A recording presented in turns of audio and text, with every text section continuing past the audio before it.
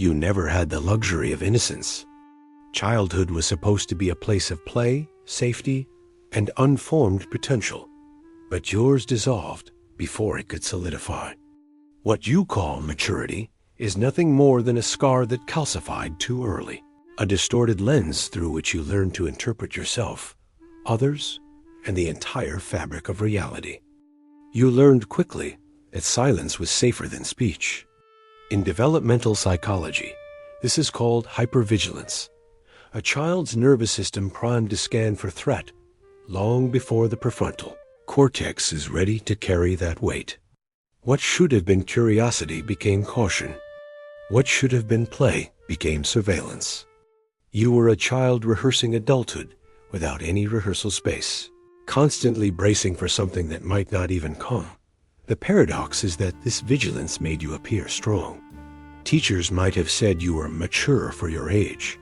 Adults may have marveled at your composure, mistaking suppression for wisdom. But inside, the constant activation of the amygdala was teaching your body to expect disaster, to find safety in self-erasure. The rewards of adulthood came early. Praise for independence, admiration for responsibility, attention for endurance. Yet beneath it all was the unspoken cost your nervous system frozen in survival mode, never learning what rest feels like. Developmental trauma theory explains this as a kind of premature emotional parentification. You were trained to become your own caretaker, absorbing responsibilities no child should shoulder. In doing so, you skipped over critical stages of growth. You never fully trusted the world enough to be dependent, which means your independence is not a triumph. It's a prison cell you built for yourself, brick by brick, out of necessity. And still, in the quiet moments, don't you feel the bars pressing in? You were never given time to unfold. In Erik Erikson's stages of psychosocial development, childhood is meant to progress through trust, play, and identity formation. But your timeline was fractured. Instead of trust, you learned doubt. Instead of play, you rehearsed responsibility. Instead of identity, you performed whatever version of yourself best maintained fragile stability in your environment. You skipped years you can never return to, and yet those years still live inside you as empty rooms you are too afraid to enter. This phenomenon is often described as role confusion born from parentification. A child who becomes the adult too soon never fully becomes either. You carry the posture of maturity, but beneath it is a hollowed framework built on sand. You mimic stability so well that others assume you are grounded, but in reality, your foundation has cracks running through every hidden corner. And those cracks spread silently through your relationships, through your choices, through the way you measure your own worth against impossible standards. In psychology, this is linked to developmental gap spaces where unmet needs calcify into chronic patterns of shame and guilt. You were not allowed to simply be. You were forced to become.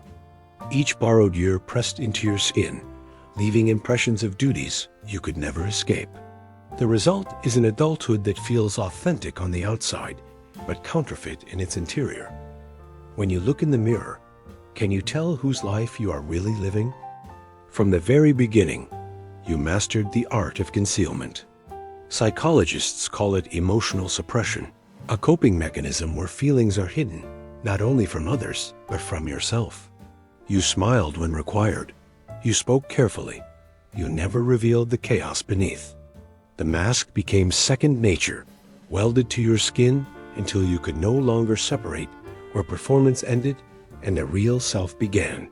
This mask, though invisible, gained you acceptance. Adults praised your composure. Peers admired your apparent confidence. Yet the neuroscience of suppression shows its cost. Heightened stress hormones, weakened immune responses, and long-term emotional detachment. What you buried did not disappear. It mutated.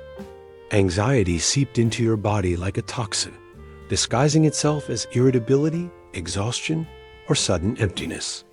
You learned to present strength, while your nervous system quietly disintegrated.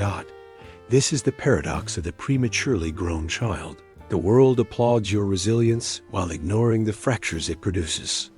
Self-discrepancy theory explains this contradiction, the conflict between your ideal self and your actual self. You wore the mask so convincingly that you began to believe it too. Yet deep inside, the gap gnawed at you like hunger that can never be fed. And the question echoes louder each year. If no one ever sees the real you, do you still exist at all? Some children are raised, and others are forced to raise. In psychology, this is known as parentification, when a child assumes adult responsibilities, often caring for siblings, or even for the emotional stability of their own parents. You were drafted into this role without consent. You wiped away tears that weren't yours, bore burdens you didn't create, and became the quiet container for chaos that should never have touched you. Parentification fractures the natural order of development. Instead of attachment rooted in safety, you learned attachment rooted in obligation. Instead of guidance, you became the guide. This inversion plants seeds of guilt and resentment, but also a distorted sense of worth. You are only valuable when you are useful. That belief clings to you even now, shaping your friendships, your work, your intimate relationships. You become the caretaker, the rescuer, the one who never asks, only gives. And when you are not needed, you feel disposable. Clinical studies show that parentified children often struggle with chronic anxiety, hyper-responsibility, and blurred boundaries in adulthood. You may excel professionally, admired for reliability, but privately you collapse under invisible weight. The body remembers what the mind refuses to admit. You were never allowed to simply be a child. Instead, you became an emotional parent, prematurely hardened, endlessly performing a role that should have ended long ago. If you were forced to grow up before you ever learned how to live, then what does adulthood even mean for you now? A child who grows up too fast is left with an absence that cannot be filled. Developmental psychology describes it as unmet attachment needs, the basic requirements of comfort, safety, and unconditional presence. When those needs are denied, the hunger remains, mutating into patterns of seeking, clinging, or avoiding altogether. You tell yourself you are independent, but in truth, you are starving for something you no longer believe exists. This hunger is not for food or shelter. It is for the invisible scaffolding of stability. Studies on attachment theory reveal how early deprivation rewires the brain's relational circuits. The anxious, preoccupied attachment seeks closeness, but fears abandonment. The avoidant, dismissive attachment distances itself, convinced dependence is dangerous. You may oscillate between both, torn between craving intimacy and fearing its inevitable collapse. The hunger whispers that love is unsafe, yet the emptiness inside still demands it. Self-improvement culture often tells you to heal yourself. But how do you feed a void created before you had language to name it? Every achievement, every milestone, every applause becomes another attempt at nourishment. And yet, nothing satisfies for long. The emptiness lingers, expanding beneath every success, a cavern carved out by what was withheld. And so you must ask, if the hunger never ends, are you living to grow or only to feed a wound that refuses to close? Your mind may forget, but your body does not. Trauma research, particularly Bessel van der Kolk's work, reveals how unprocessed childhood experiences lodge themselves into the nervous system, shaping posture, breath, even the way you sleep. The child who grew up too fast carries their history not in memory, but in muscle tension, shallow breathing, stomach knots, restless nights. The body becomes a living archive of what you were forced to endure. Psychophysiology explains this through the fight-flight-freeze response. When danger becomes ordinary, the nervous system recalibrates around survival, never learning to downshift into calm. What should have been temporary alarm does into chronic vigilance. That is why relaxation feels impossible, why silence feels threatening, why peace feels undeserved. Your body anticipates catastrophe, even in its absence, scripting every movement around the expectation of harm. This embodied memory creates a fracture between self and flesh. You tell yourself you are safe, but your body answers otherwise through panic attacks, chronic pain, digestive turmoil. Self-improvement culture might tell you to listen to your body, but when the body is a vessel of unresolved fear, listening becomes unbearable. The very skin you inhabit betrays you with echoes of a past you cannot escape. And in the end, how can you ever call it your body if it has only ever belonged to your fear? Identity is supposed to form through reflection. Parents, peers, mentors, offering back a coherent image of who you are. But when you grow up too fast, those mirrors distort. Developmental psychology describes this as mirroring failure, when a child's sense of self is not validated, but instead twisted to fit the needs of others. You learn to reflect what was demanded of you, not what was true. The result: a self built out of fragments, borrowed expressions, rehearsed responses. The absence of accurate mirroring leaves you with a hollow question mark where a core identity should be. Erickson named this crisis role confusion, and in adulthood, it lingers as chronic self-doubt. You second-guess your choices, wondering if they are yours or merely echoes of what you thought others wanted. The self becomes less a stable entity and more a performance curated for survival. You live in perpetual audition, seeking approval you cannot believe when it comes. Psychology shows us how such fractured identity often reads. Imposter syndrome, a belief that success is undeserved, that one day you will be unmasked as a fraud. But how can you feel authentic when the mirrors that formed you were already broken? You are haunted not by failure, but by the suspicion that you never truly existed in the first place. And so the reflection stares back, distorted, hollow, unfinished. Who is it that looks at you when no one else is watching?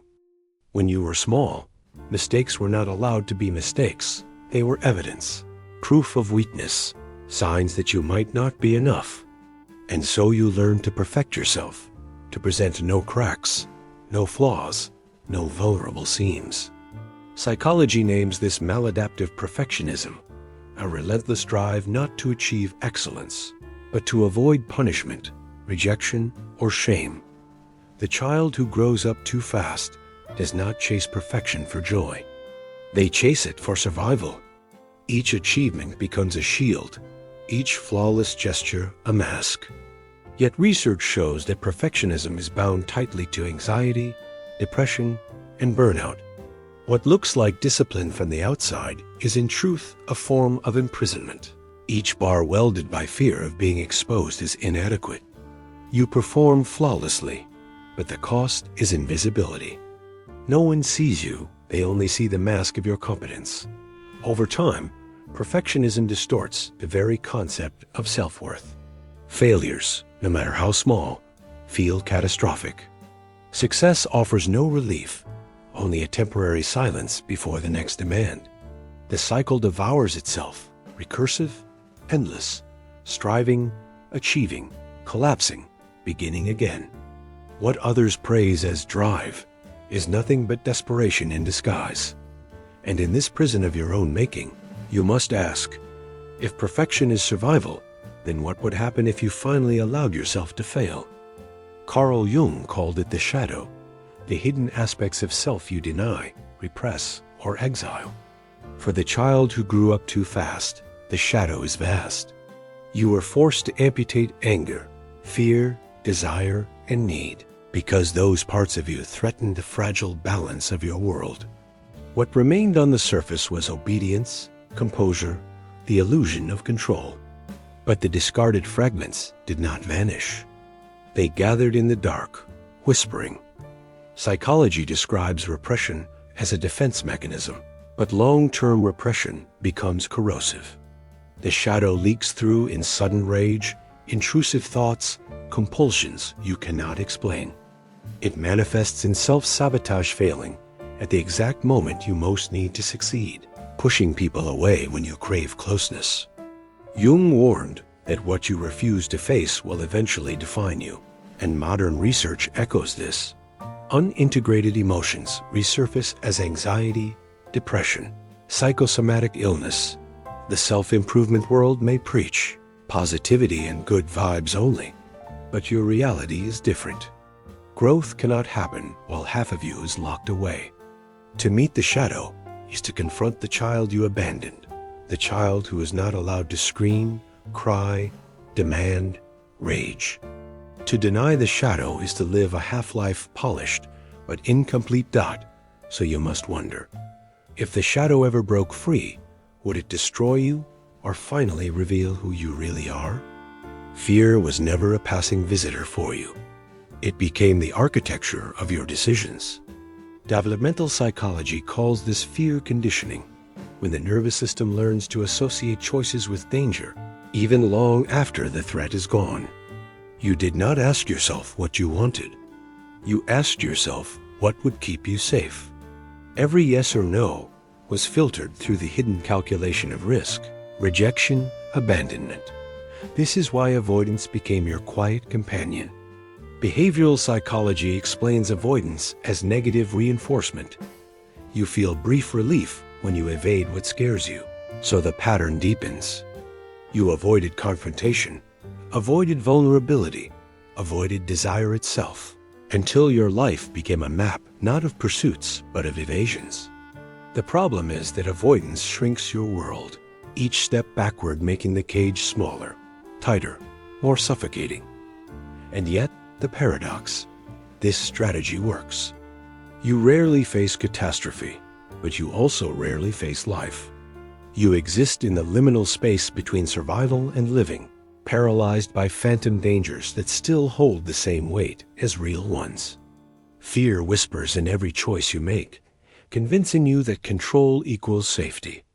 But tell me, if fear makes every decision for you, can you still claim the life you're living is yours at all? You carry guilt that was never yours to hold. Psychologists call this toxic guilt a burden, absorbed when children internalize responsibility for circumstances they could never control. If a parent was unhappy, you believed it was your failure. If the household fractured, you assumed it was because you weren't enough. This is how the prematurely grown child learns to see themselves not as innocent, but as defective. Research in developmental trauma shows that guilt becomes a way to make sense of chaos. If it was your fault, then maybe there was something you could have done differently. That illusion of control is easier than admitting you were powerless. But over time, this false ownership becomes corrosive. Guilt seeps into every achievement, poisoning victories with the sense that you don't deserve them. It whispers that happiness is stolen, that joy must be paid for with suffering. This guilt manifests in self-punishment, sabotaging relationships, destroying opportunities, overworking until collapse. You convince yourself you are flawed, so you carve penance into your life again and again. Therapists call it self-blame schema, a deeply ingrained belief that suffering is the only currency you can trade for existence. And so the question festers in the silence. If everything feels like your fault, how will you ever know what innocence even looks like? You learned early that being surrounded by people does not guarantee connection. Developmental psychology identifies this as emotional neglect, a child's needs dismissed, ignored, or unseen despite physical presence. You could sit at a crowded table, laugh on cue, play your role perfectly, yet still feel the unbridgeable gap between yourself and everyone else. That gap did not close with age. It expanded. In adulthood, this becomes chronic loneliness, a condition not measured by the absence of others, but by the absence of recognition. Studies link it to heightened cortisol levels, immune dysfunction, even premature death. But for you, loneliness is not just physiological, it is existential. You do not simply feel unseen. You feel unseeable, as though your true self has been buried so deeply that no one could ever excavate it. And so you drift between relationships, half present, always performing, rarely revealing. When intimacy draws near, you retreat. When abandonment threatens, you cling. The paradox leaves you stranded, needing connection yet fearing it, building walls while craving entry. Self-improvement advice may tell you to open up, but opening means risking collapse. And collapse is the one thing you swore you would never allow. So the question presses harder with every passing year. If no one has ever truly seen you, do you even believe you exist at all? You live with a voice that never rests. Cognitive psychology calls it the inner critic, a relentless stream of self-judgment shaped by early environments where nothing you did was enough. This voice is not neutral. It is punitive, merciless, recursive. Every mistake becomes proof of inadequacy. Every hesitation becomes weakness. Even moments of peace are interrupted by whispers of what you should be doing instead. Neuroscience shows how repeated self-criticism activates the same brain regions as physical pain. The critic is not metaphorical. It wounds, scars, and reshapes the neural pathways until suffering feels natural. You tell yourself this inner voice keeps you disciplined, keeps you sharp, but in truth, it keeps you enslaved to a standard you never agreed to. The critic is both warden and executioner, demanding perfection while reminding you you'll never reach it. In self-improvement language, people call this negative self-talk, as if it were a bad habit you could simply break. But you know it is deeper. It is not a bad habit, it is an identity. The critic does not speak to you. It speaks as you. And each day it grows harder to remember where its voice ends and yours begins. So you must wonder, if the voice in your head has always been your enemy, how will you ever recognize the sound of yourself? You might think the past lives only in memory, but your body knows otherwise. Trauma research, most famously by Bessel van der Kolk, calls it this: the body keeps the score. Every suppressed cry, every clenched jaw, every sleepless night leaves residue in the nervous system. You grew up too fast, which meant you never had time to process. So your body became the archive, storing what your mind could not endure. Psychosomatic medicine explains how repressed emotions manifest physically: headaches, chronic pain, digestive disorders, fatigue. Anxiety triggers cortisol floods. Hypervigilance stiffens muscles. Repression deregulates the immune system. You call it stress, but really it is biography written in tissue, scar, posture. Your body speaks what your mouth refuses to say. The cruel irony is that the body, designed to protect you, becomes the very reminder of what you tried to escape. Every ache pulls you backward into history. Every racing heartbeat is not the present danger, but the echo of dangers long gone. You are haunted not only in thought, but in flesh. And the question lingers each time the body trembles without reason. If healing never happened, is your body still living in the childhood you thought you left behind? You wanted to believe there was a point to all of it, that the fear, the perfection, the shadow, the guilt, the loneliness, the critic, even the body's trembling, all of it might add up to something whole. But psychology offers no such resolution. It only shows you the fragments, the scattered pieces of a self assembled too soon and under duress. Developmental theory tells us that children forced into adulthood never truly complete childhood. They carry it forward like a phantom limb, forever aching, forever absent. And so the descent brings you here, not to clarity, not to peace, but to the realization that you may have built a life upon scaffolding that was never yours. The defenses you mistook for identity, the choices you mistook for freedom, the strength you mistook for survival, all of it collapses under examination. What remains is the hollow shape of a person who adapted brilliantly to circumstances that should never have existed. Mental health frameworks will call it trauma, attachment disorder, maladaptive coping. Self-improvement language will dress it up as resilience or growth, but strip away the words. And the truth is stark. You survived by becoming someone else. And in that survival, something original, unprotected, unfinished was lost. So now you stand at the edge of your own reflection, staring into the absence that stares back.